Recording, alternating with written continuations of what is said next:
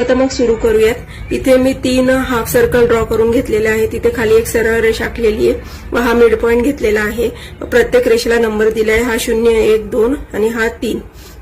मी पुन्हा 3 धाग्यांची सुई घेतेय व सिल्कचा थ्रेड घेणार आहे। मी या मधल्या पॉइंट पासून सुरुवात करतेय। मी इथून सुई वर घेणार आहे, त्याच्यानंतर सेकंड पॉइंट जो आहे तिथे टाकणार आहे, त्यानंतर तिसऱ्या पॉइंटवर टाकणार आहे। तिथून आपण स्टिच मागे ओढून घ्यायची, त्यानंतर पहिल्या पॉइंटवर मी स्टिच टाकणार आहे। इथे आधीच्या स्टिचला चिटकून स्टिच टाकायची आहे, त्यानंतर पुन्हा 0 वर मी टाकणार आहे।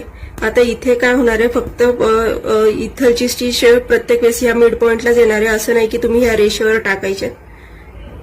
पुन्हा मी मागे ओढून घेतेय, पुन्हा सेकंड वर, त्यानंतर पुन्हा थर्ड वर। आणि आता थर्ड वर जेव्हा टाकतो तेव्हा त्या रेषेमध्ये थोडा डिस्टन्स असणार आहे, त्याच्यापेक्षा कमी 2 मध्ये, त्याच्यापेक्षा कमी 1 मध्ये डिस्टन्स असेल।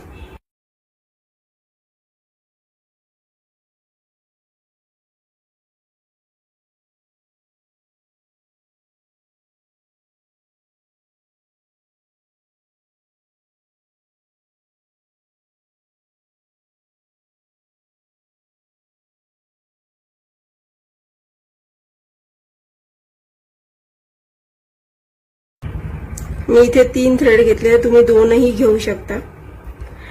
2 वेगवेगळ्या रंगाचे थ्रेड वापरून पण तुम्ही हे करू शकता। 2 थ्रेड खाली एकत्र पकडायचे, वेगवेगळ्या रंगाचे, लाईट आणि डार्क।